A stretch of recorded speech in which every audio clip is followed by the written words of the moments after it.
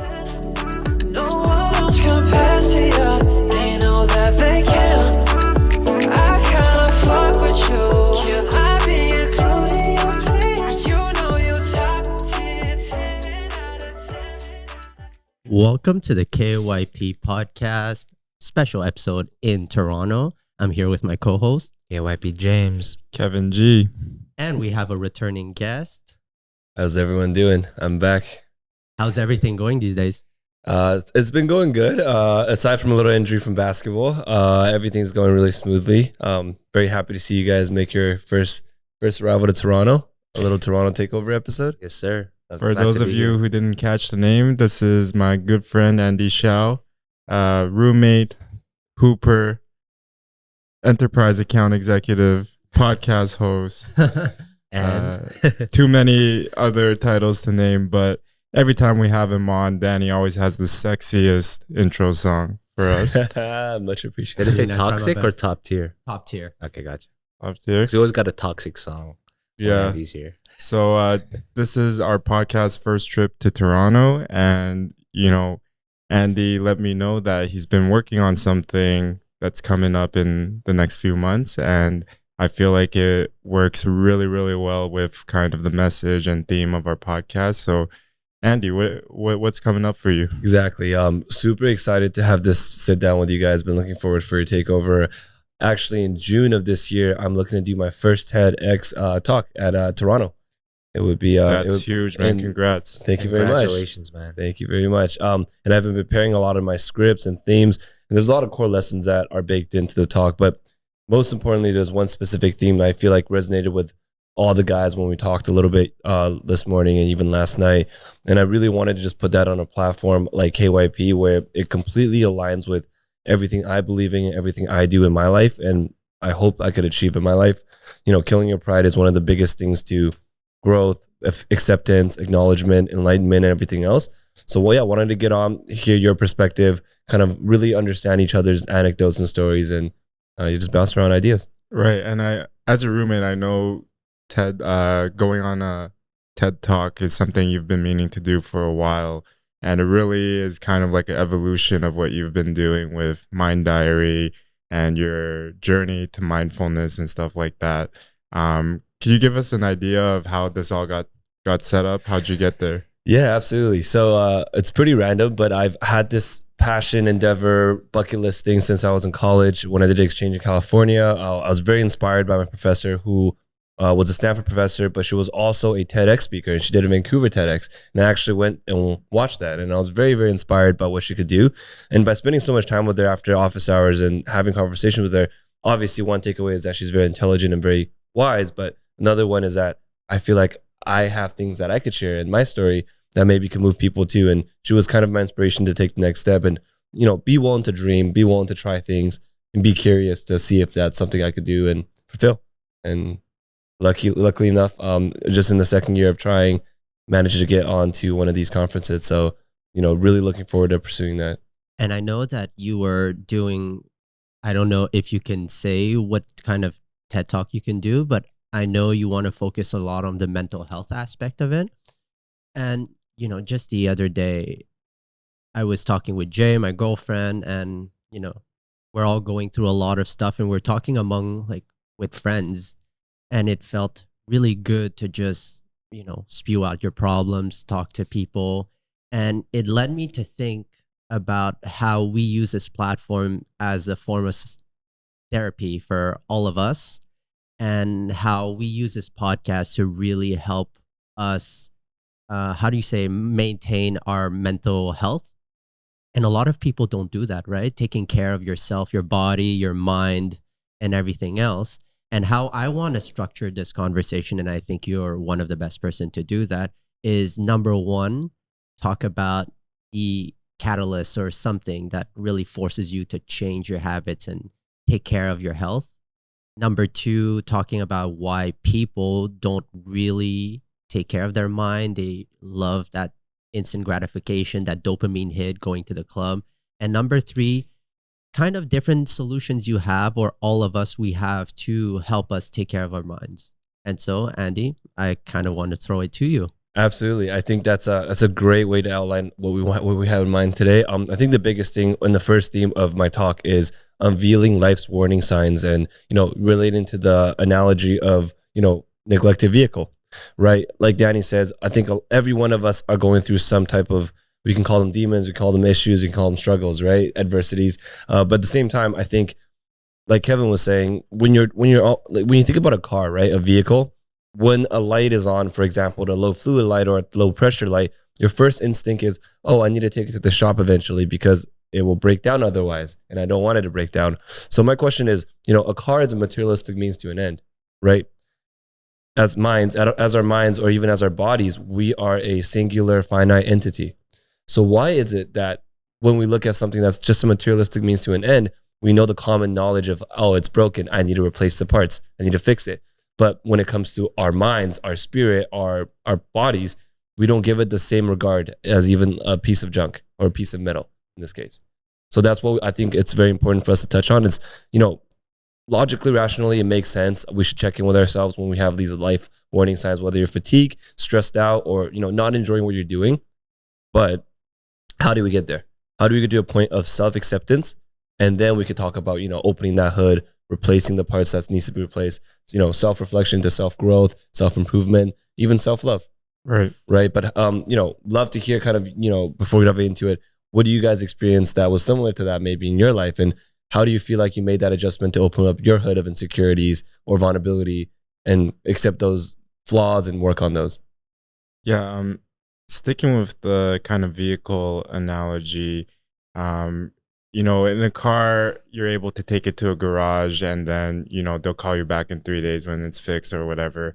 But when it comes to your mental, your physical health, you're kind of driving it every day in your day-to-day life. The responsibilities you have to address, your job, your career, your relationships. You're on the road right now, right? And even though you might feel these warning signs consciously or subconsciously, sometimes it's very hard to kind of stop, pull over, and start working on those things, right? A lot of us are, a lot of people are in situations where they can't afford to do that, right? They have to worry about the next paycheck, paying the bills, whatever it may be. A lot of us, we need like a vacation. You take a few weeks off of your ordinary life, go to somewhere else, and that's where a lot of the reflection happens, right? So for me, it's also realizing this analogy in the first place. I think I was driving this vehicle for 25 years without even knowing that that's something you had to take care of. You're on cruise control. Cruise control the whole time, right? So that's kind of been my experience with it. I would say in the last 2 years is first of all when I realized, oh wow, there are fucking signals. These flashing lights mean something, right? And then slowly starting to try to find time and ways to address some of those signals. I don't know about you guys. Have you had a similar experience? Have you been aware of this maybe for longer? Yeah, so I've been driving the car since I was very young, and I was a shy kid, and I was very always self-conscious about myself at a very young age. I would look at myself in the mirror and I would hate that person in front of that mirror. I didn't like how I looked like. I was too fat. I didn't like how I dressed. So probably at the age of, I was in 6th grade, I was very self-conscious about how I looked. So I really cared about how I dressed. That was one of the signs. And I never really understood why. Maybe people used to call me fat, chubby, as a young kid. And I think that really made me feel self-conscious about myself. So I worked on it at a very young age. So by grade 7, I started getting brands, dressing up. I loved, wearing nice clothes to get those compliments, that confidence that I was lacking. And it's only when I started going to seeing other people, going to church, having a community, that I started to realize, oh, maybe there's nothing wrong with me, how I look, how I dress. Maybe there's something deeper that I need to uncover. And that's when I started talking to people, other people in the community, in the church, I was like, oh, wow, like other people have gone through the same thing or even different things. But, it's about working on yourself deep inside, getting that confidence in some way. Interesting. So do you feel like that when you opened your hood of, you know, insecurity, vulnerability because other people were willing to open theirs as well? Do you think it was So it was very influence? internal. In all these insecurities were very internal. I never really talked about it to other people, but as soon as other people start sharing their stories, their insecurities, you know, my family's going through this financially, you know, we're in trouble, my family's in trouble. It's like, oh wow, like my problems are not the same as theirs, but you know, they're very honest about themselves, and that's how I started to become more honest to myself. That's very interesting.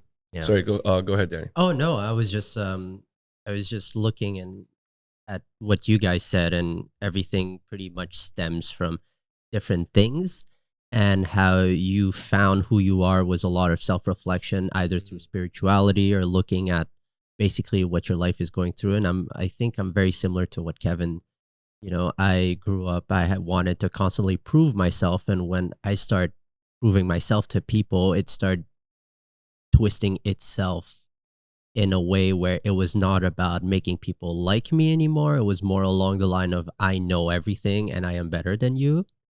And it started taking a weird toll where I would notice that certain types of people, I would really dislike them for some reason. I really hated them. And then as I started asking why, and I think the why question Yeah, is super important. exactly. You have to question everything you do in life, whether it is, why do I wake up this way? Why do I get angry about a situation? I started realizing that the reason why I didn't like those people was because they were all arrogant. They were all stubborn. And it was kind of looking at myself in the mirror and saying, Wow. going like, oh, fuck. Yeah, I don't like this version of me. And I think these are like early warning signs that you have to start taking care about yourself, where it's like you start noticing your own behavior in other people and you're projecting your anger towards them because you don't like yourself. Wow, yeah. Yeah, quick tangent. How I met Danny was at the club. We were both playing pool together. Not together, separately on separate tables. And I knew of him from Instagram, and he probably knew of me. And we just looked at each other and we're like who's this little shit over there? This And cocky motherfucker. So we were both arrogant at the time. same we were both wavelength, influencers, yeah. dressing differently but well at the same time. So yeah, that's the Yeah, quick no, tangent. it's really. It Was just he one has- of those guys? Well, like on the outside, that like on the outside. surface, that's who we are, right? Yeah. Arrogant Yes. or confident, etc. Yeah. And But- I think there's like confident, but there's a point where there's such a fine line between being confident and suddenly veering off course and being cocky and arrogant. And I Yeah. think the way we portrayed on our Instagram blurred that line where we just look like, oh shit, we were the shit. Mhm. Yeah. And that's why like I saw Jay, I didn't even talk to him. It's just the energy. No, he we're just gave both off. playing pool, but we're just staring at each other. Yeah. Danny, I really relate to what you said about there's a certain type of people that rubs you the wrong way, and for the longest time I thought it was their problem. Yeah. But over time, as I become reflective, it's exactly what you said. I realized it was qualities that I was projecting onto other people that I Yes. didn't like about myself, and taking it back to what you're talking about, your vehicle for life, your mental and physical. I feel like for those years when I was ignoring the signals, it was through that pride or cockiness or ego where I thought like, that's not, I'm on top of the world. I know everything. I'm perfect. And I don't have to worry about that. Therapy or mental health, this is all nonsense. Maybe it's also a little bit of kind of the cultural upbringing. But I realize it's something that everyone struggles with. Nobody is perfect. Nobody has, a perfect vehicle. Everything goes through wear and tear and stuff. So I wanted to ask, because, getting to know you for the last 2 years, you're probably the person I see the most in my day-to-day life.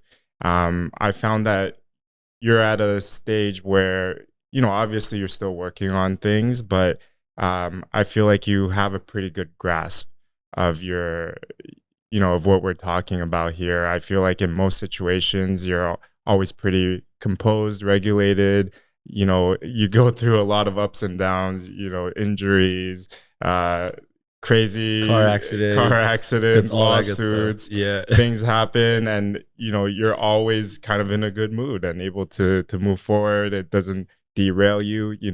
I think about myself, and some of the things you face might kind of ruin my day or my week or something like that. So I wanted to ask you, how do you manage that? It's a really good question, and thank you for bringing that up, because even as a self-reflection, I guess for me, I take it for granted sometimes that I'm not so affected by negativity and adversity, but I think it stems from a young age. Growing up, my mom took me to boarding school in China. So, a little bit of backstory, I guess, is, I came to Canada, loved preschool, really enjoyed that. But moving forward, I went back to China for boarding school, and it was like 6 a.m. to 6 p.m., morning runs at 6 a.m., night studies till 9 p.m. actually. So it's not even 6 a.m. to 6. So, going through that type of life and adapting to it made me realize how, like, being resilient is not just a mental fortitude, but it's more about just letting go of control. Like, life is going to come at you in waves of ups and downs, volatility. But having the right mindset and reflecting on everything is the most important thing. One of my other themes, actually, I'm not sure if I talked about in the other 2 episodes, is my worst job, but best life lesson. Yeah. And it was about me working at the construction stepping on a nail, but always, being with all these, like, disgruntled workers. Even though it was a terrible environment, it made me realize this is exactly what I don't want to do. And I'm so grateful that I learned that at a young age. So I pivoted away from that direction. Right. So, to me, I guess, to wrap that thought up, it's all about being, like, at a young age, I realized I wasn't the smartest guy in school and boarding school. I wasn't the quickest. I wasn't the strongest. But what I did realize at a young age that I was different, I was very self-reflective. I was very, like, I could watch myself as a movie and take a back seat and kind of see, my upcoming, my shortcomings, my good and the bad. And I think, like, for me, even though I do want to take decisions in my own hand and drive my life directly, I also like being the spectator, in a sense of not being attached too emotionally to things that happen in my life, especially when they're out of my control. On a Sunday stroll with my girl getting dinner, I get run over by like a F-150 pickup truck. You did? Yeah, That's a crazy story. Right downstairs. Did that happen recently?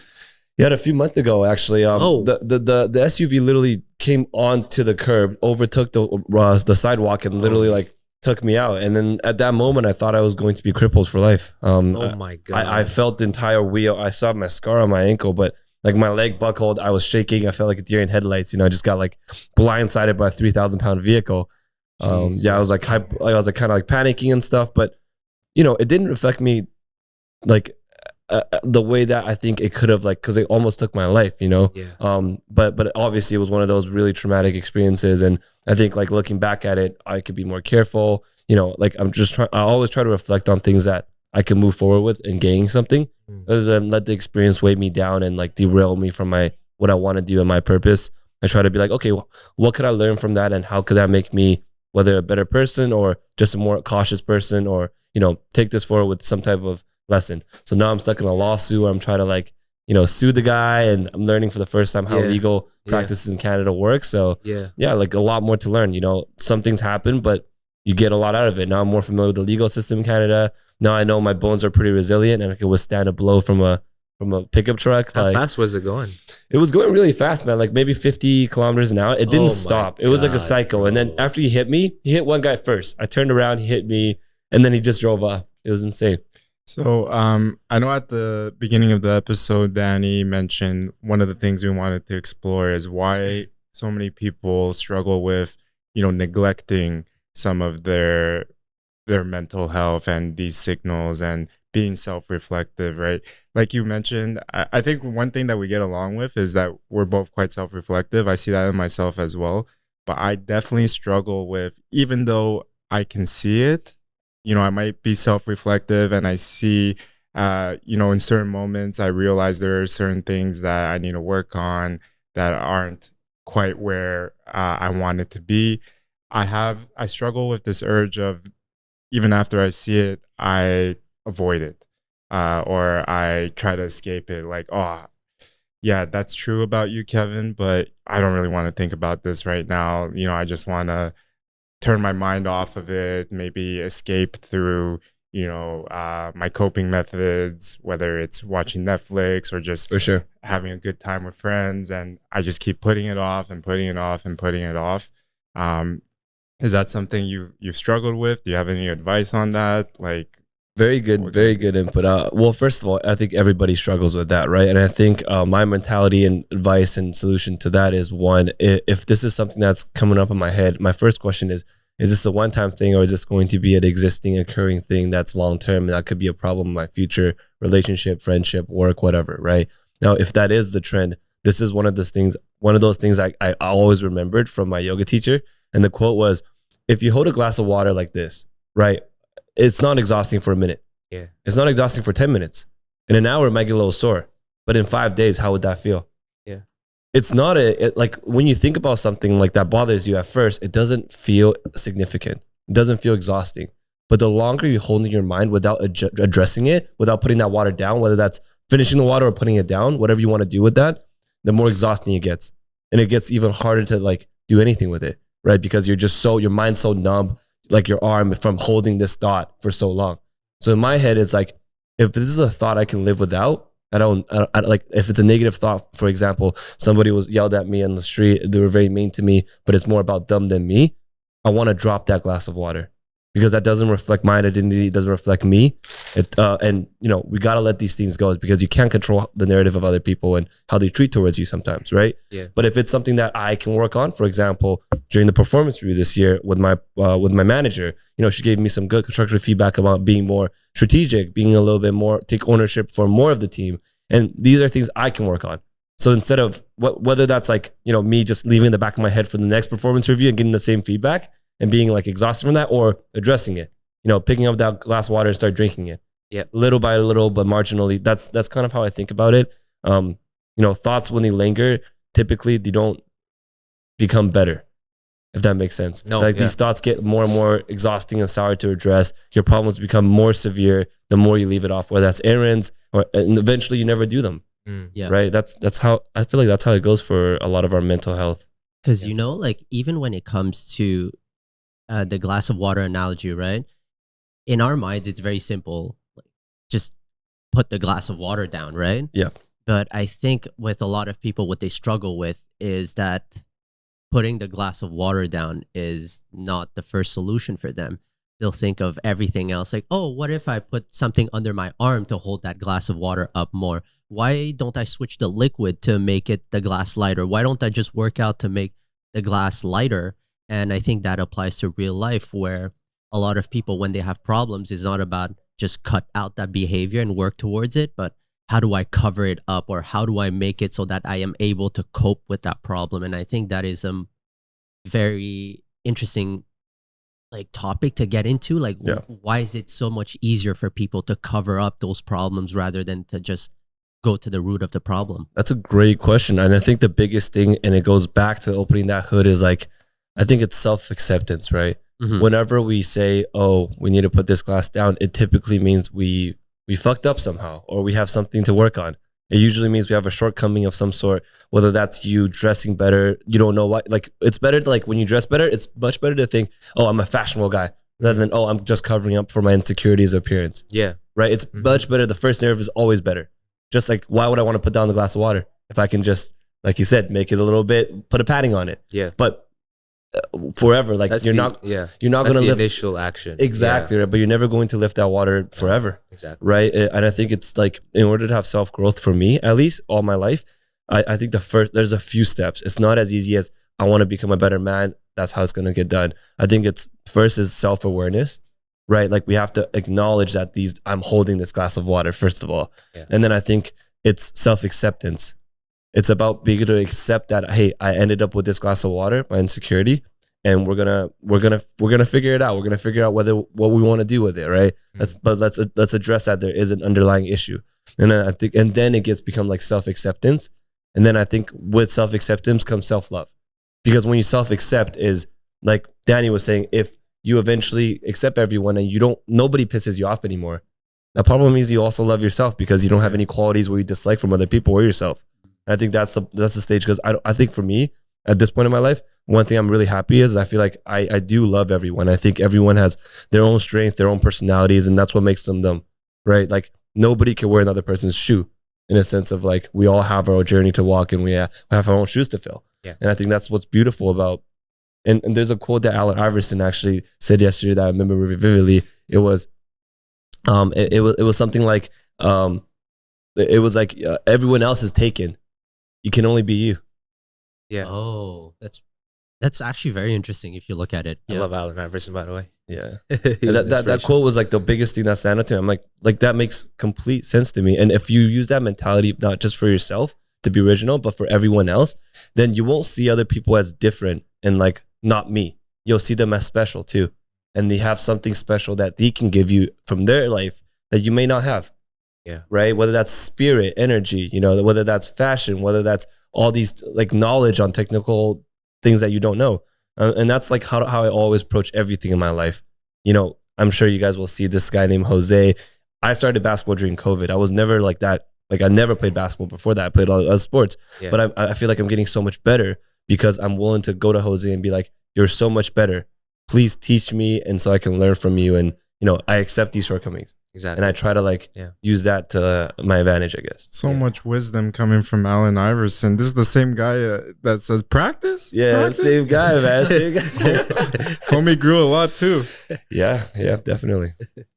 So now that we looked at really kind of the warning signs of the mind and also kind of real quick, why do people really cope with those feelings and the sort of attitude of it is what it is. And I'll cross that bridge when I cross that bridge.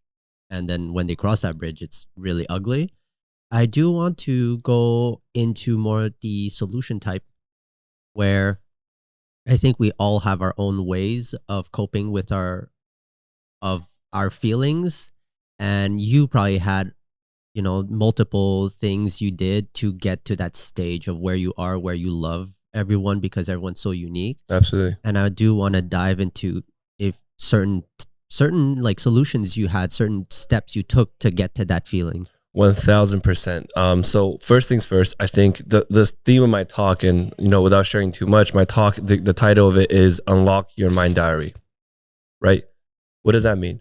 When you think about a diary, the tool of a diary is a place where you can express your most natural thoughts without any judgment. You're able to reflect yourself on the most vulnerable things and be your full self, right? And the diary is where that can happen. But I think obviously not everybody's great with pen and paper, as not everyone's used to writing a diary, which is why I want to say it's called a mind diary, because it's just a metaphor. It's just a symbolism, but it's the practice of it that's the most important thing. So whether that's with a diary, whether that's you need to go for a walk, whether that's getting into meditation, or whether that's just pursuing something you're passionate about. Well, for example, the 30-day challenge that I recommend everybody to try, you know, everyone has a different interest. Whether that's, you know, becoming a DJ, becoming a singer, becoming a boxer, everyone is different. So nobody should follow each other's path, right? So like you should look within yourself to see what makes you fulfilled and what makes you happy. And you should set aside some time every single day for 30 days and go pursue it. Now, that might not be a mind diary from a technical perspective, but every time you do something new, the first thing you do is you think, did I enjoy it? Is it something I want to add to my life? Did I benefit from it? When you autopilot and you do the same thing every single day, you stop thinking about that. You stop reflecting because you know exactly what you're doing. And you're just like exactly like say you keep driving that car. But when you do new things, you meet new challenges. You have to learn new things. You have to go through these learning bumps and humps. And this is where you realize, is my passion the trade-off? Is my curiosity strong enough to go through these adversities and challenges and be a better version at this realm? Now, if it is, amazing. You found something new that will be part of your identity. If it isn't, why not? And is there something else I might be interested in more than this? And through these like endeavors and testing yourself out and cultivating these passions, I think you find out a little bit more about yourself. Even for me, like hot yoga is my this year's passion, but I love it. Right? It's so good. Yeah, there's just something about suffering or like struggling in a room full of like 40 people, Sweaty ass and people. very sweaty ass people, but you're challenging yourself. And Yeah. one thought I had when I was struggling that hard, I couldn't breathe, and everybody was just like gasping for air. One thought I had, it felt like we were all infants again in like we just got born. In the womb. And we just got out of the womb. We're all in this little room together, all just trying to survive. and all just crazy. focusing on one task, like Yeah. breathing, surviving, Yeah. existing. Holding the position. Exactly. Yeah. Right. And I think that's where our mind becomes the most like pure, or you could call it sober. But your consciousness is just so in sync with your spirit Yeah. that you feel that ease. I did it with my girlfriend 2 weeks ago, and I hadn't done it in a while. I used to do it back in the day, and it was just revitalizing. We had a tough week. We had a stressful week from work, both of us, and we went through yoga on the Friday night. Bam, amazing. And it's a roller coaster, right? It's not like you go in, you know, get a it's a nice stru- it's a massage, pure and it's easy. struggle. It's pure struggle. It's struggle Yeah. until you let go of the reins. Yeah. Yeah. It's like, okay, this is gonna be how it is. Okay, I'm just gonna go with it, embrace it, Yeah. and that's how I see like our flaws and vulnerability. Is that Yeah. it's the part that's the hardest is the getting there, right? And then once you're willing to accept, then it's like, okay, how do we move on from this? Yeah. Right. Like, and I think that's where the key learnings come from, is being able to willing to explore yourself and use curiosity as a tool to conquer uncertainty, because everything we do is uncertain, right? Everything, like even waking up today, I don't know how this podcast session is going to go. I'm very uncertain, Yeah. but I'm curious. I'm curious what we're going to talk about. I'm curious what we're going to explore today. I'm curious if I can learn something a little bit more about every one of you guys, and we can connect on a deeper level. And that curiosity woke me up today earlier than my alarm, because I wanted to be here, rather than like, if you let uncertainty take over, I might still be stuck in my bed after my alarm rings because I'm so worried about what could go wrong. Yeah. It's just a perspective change, but I think being mindful of it is the first step towards getting to, I guess, where I got to mentally. I feel like basically what Jay and Andy said about letting go of your state of mind, like to reach that state of you don't think about anything else in life, right? I read somewhere, or I watched a video back in the days. That's how I apply it to my life these days. Is I think the guy said that, you know, that moment when you wake up in the morning, sun's hitting you in the face, you hear the birds chirping, it's a nice day, and you don't feel anything. You just wake up, you open your eyes. That 1 second, 3 seconds, 1 minute, 1 hour, that you just feel empty in your mind and you don't have anything. Try to keep on to that feeling as long as you can, because you've reached a true state that nothing really bothers you and that you can let go of stuff. And I think that's what a lot of people, I don't want to say need to do, but should learn how to like apply in their life, depending if it's doing mental exercises, going to physical exercises, going to gym, like the gym, like releasing, like all, I think that release is the most important part. Releasing all your problems in a way that's like healthy for you. For you, exactly. Exactly. And like, I want to know, in terms of like, when it comes to releasing that problems, like beside the physical part of it, do you have any mental like exercises or something that you do that really helps you? Yeah, me personally, and obviously this is just what I do. You could have your own way of expressing. Is I do love recording. I got to do this more now, but it's, I love recording myself as a diary, like an audio diary. Mhm. I would speak to myself, and every 3 months I'd go back and check on it and see how much I grew. So back in Toronto, when I first moved here, I would do that a lot. I would be like, this is how I feel in this current moment. I'm very stressed from this work, like this, and then like I'll be like, yeah, I'm not feeling great today, yada yada yada. But then 3 months later, I'll check back and be like, wow, I've really moved on from that. And the problems I talked about 3 months ago, even though I sound completely destroyed, don't matter today.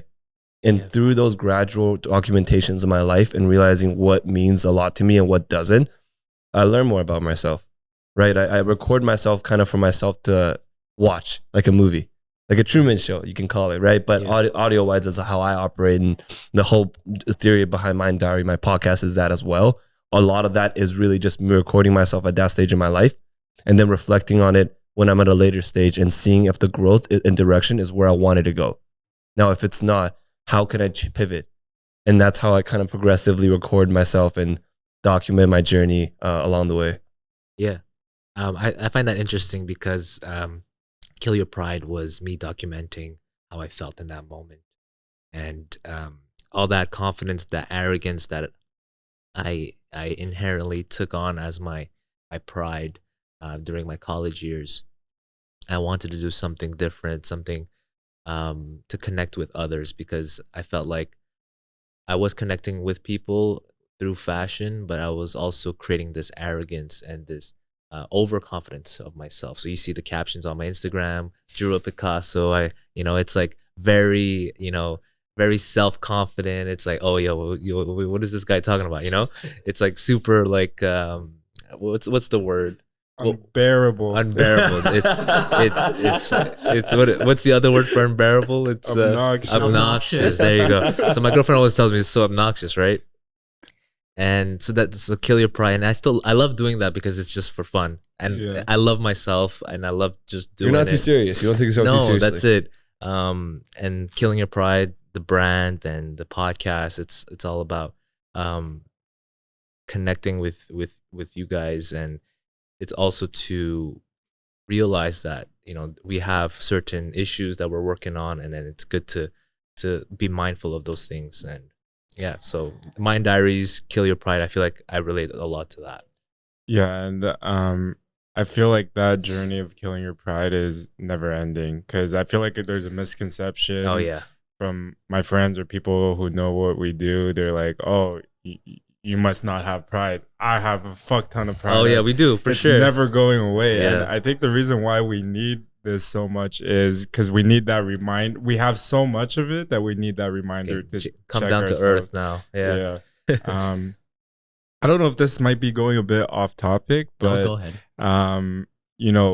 obviously we're all around the same age, but we're all Asian men, right? I'm wondering if that has anything to do with the fact that we have like a shared experience or a shared perspective on this. The one thing that comes to mind when we're talking about this topic is growing up from, what I understand from my family background and upbringing. All of this would have been nonsense let's say in my father's eyes, for example. It's very wishy-washy. It's very, he would tell me like Intangible. intangible. This Yeah. is not useful. You have to focus on things that, actually get you results. You just have to hike 2 hours to school and grind your homework and stuff like that. Do you think, our struggle with pride and ego has something to do with, how we were brought up like that? Yeah, I think everybody has a different journey, right? I wouldn't say that only Asian men have a struggle issue with pride. I feel like that could come across every single culture. Cultures, yeah. But I do think that as Asian men, we're held to very high standards by our family. And I think a lot of that standards sometimes turn into pressure and the need to do certain things that give us warning lights, if that makes sense. Life's warning lights, for Yeah. example, like similar to Kevin, like growing up, I wasn't the smartest kid, but my dad always wanted me to be a lawyer. I wasn't that great at memorizing, frankly speaking. I was always more of like a, like STEM, not STEM, like, linguistic, artistic guy. Like I was never like, oh, I'm going to memorize every single line of the to pass the bar. You have to right? read books, basically. Exactly. And Yeah. when I try to be that version of myself, Kevin, I know you really says a lot for my family. I think I walked a little bit far from the path I was meant to walk. Right. And it takes a lot for you to make a U-turn, because when you make a U-turn, what happens? You admit that you've been driving wrong for however long. You took the scenic route. That's when you eventually, like when you take the U-turn is when you accept that you fucked up. Like, all right, bro, I can't just make a right and keep going. All right, gotta take a U-turn and I'm going back the same way I came. Most times that feels very counterproductive. And Kevin mentioned earlier, the reason why people sometimes don't address the lights is because when you're driving and when you stop the car, you feel like you're not moving forward. You're not being productive anymore. But I think sometimes you have to think long-term. Life is very long. Right. So you have to think like, what does my life look like in the 30 years of driving down this path? Sure, it may waste me 6 months or a year trying to make a U-turn, but that still matters a lot more than achieving the end goal, right? Like it's not about the journey of like, oh, I get there at 30. It's about getting there at the end. Right? I wish I knew that when I was in college, because I went on this path, a certain path, and I was like, it's too late to go back and redo it. It's too late to restart what you want to do, because I kind of figured out what I wanted to do, but I was like already on this path. I was already driving, and I wish I had that advice or that mindfulness of myself, because maybe my path would have been a lot better, a lot different, right?